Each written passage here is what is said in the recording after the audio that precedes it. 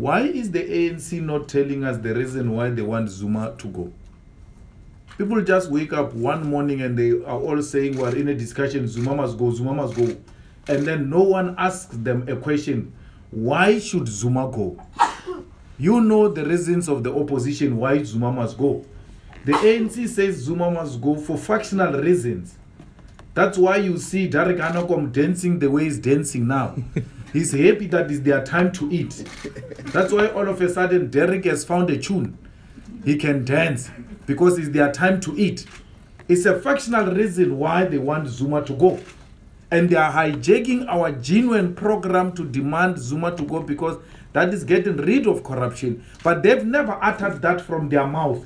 Why are they not saying from the ANC side, we want Zuma to go because he's corrupt? Because the court found him that he has violated his oath of office. They've never said that.